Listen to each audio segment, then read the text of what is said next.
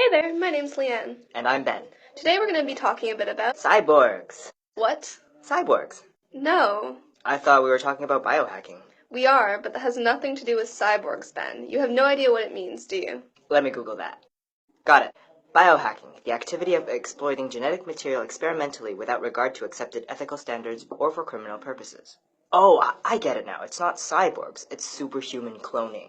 Let's start an army, Leanne. No. You and Google have it all wrong. Here, let me explain. First of all, you know what hacking is, right? It requires a computer. Well, not always, but that's better than nothing. A hack is any kind of work that does exactly what needs to be done. In the case of computers, it would involve some programming. It's a piece of work that makes use of technology in an original, creative way to achieve a purpose. Biohacking is in essence the hacking of the human mind and body. I get it. So something like computer chips in our brains and stuff, right? Not entirely, though I guess that would be considered biohacking. Biohacking is interacting with ourselves as objects of experimentation and exploration. It's managing our biology in all sorts of ways, such as medical, nutritional, physical, or electronic. So you mean when I go on a diet to lose weight or work out at the gym, I'm also hacking my body? In a way, yes, but you're missing something. Let me explain. Biohacking arose from the desire to improve our body, so yes, in a way you are biohacking in that sense. What you're missing is the culture that it comes from, which connects hackers around the world. Biohacking separates itself from everyday lifestyle improvements and scientific research through its hacker culture, which values open access to information. In the case of biohacking, it's information about the body. It's pushing the human body to its limits, and maybe even breaking those limits. Still not sure if I understand. So it's not attaching guns and lasers to ourselves. No. And it's not super strength from genetic engineering. Nope. Then what is it? What have people done that counts as biohacking? Let me show you some examples. Let's go way back to the 40s. Got it. And we'll give him a happy little hat and... No, stop. Wrong 40s. I meant the real 40s. We're back in ancient Rome in 46 AD. The Emperor Claudius has a major headache, and his physician, Scribonus Largus, prescribes him sticking an electric eel against his head, so that the electric shocks can cure the pain. This is the first form of electroanaesthesia that we know of, and if that's not original and innovative, I don't know what is. Can we strap lasers to the eels? No, stop it with the lasers. But I want eels with frickin' lasers on their heads. No.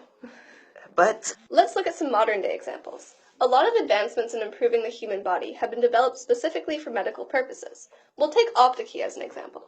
Optikey is an open-source eye-tracking software that helps people with motor and speech limitations communicate using computers. That's actually really nice, so they can be a part of online communities without being held back by their conditions. Yeah, that's right. A lot of other biohacks that we see are actually related to the brain. Well, I guess the brain is kind of like a computer. Yeah, but we're not hacking it to get at hidden information. I'm talking about the various methods we have to remedy the many neurological conditions that people might have. Ever heard of transcranial direct current stimulation? No, but I have a feeling it's going to cleverly loop back to a previously discussed topic. Transcranial direct current stimulation, or TDCS, delivers low-current electricity to areas of the brain via electrodes to treat patients with brain injuries and mood disorders. It's essentially electric shocks to the brain. Oh my god, eels! That's right. It's a lot like what Claudius did with his eels back in ancient Rome. But it's not all medical. TDCS has been shown to actually enhance regular cognitive capabilities in healthy adults. Depending on which area is stimulated, performance in language, math, attention, problem-solving, memory, and coordination can be significantly increased. Now that's more like it. Superhuman mental capabilities. No, not quite superhuman. Still very much human. But this is a really good example of biohacking. But wouldn't all this biohacking be kind of frightening? You know, with the creation of superhuman cyborgs, a reign of terror is inevitable.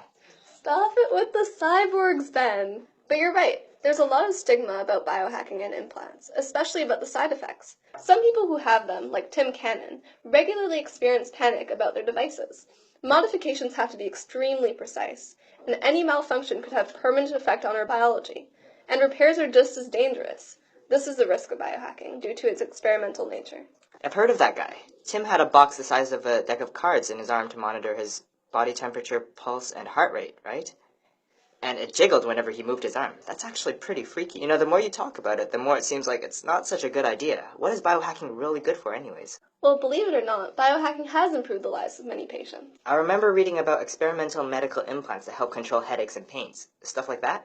Yeah! Ever heard of a pacemaker? My grandma has one of those. It's an implant that sends electrical signals to her heart to control her heartbeat or something. And wouldn't you agree that Grandma's life is improved by her pacemaker? I don't know. I can try to take it out and check. Don't do that. But medicine aside, new research efforts are going into how biohacking can improve the lives of regular, healthy humans as well. So in a way, I suppose that perhaps you're not too far off when you say, Superhumans! yeah, that. For example, Roberta Solera from the University of Leiden in the Netherlands found that a low-current electrical signal, kind of like TDCS, sent to the prefrontal cortex, where social emotions are controlled, actually reduces stereotyped attitudes towards people of different social groups. That's actually really cool. It's like, instead of making superhumans, all these discoveries are making better humans. Precisely. As you can see, the stigma and fear associated with biohacking is often misplaced.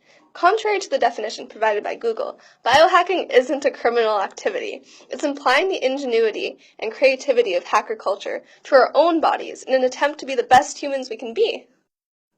I'm not getting my cyborgs, am I? No, you're not. Not yet. Ben!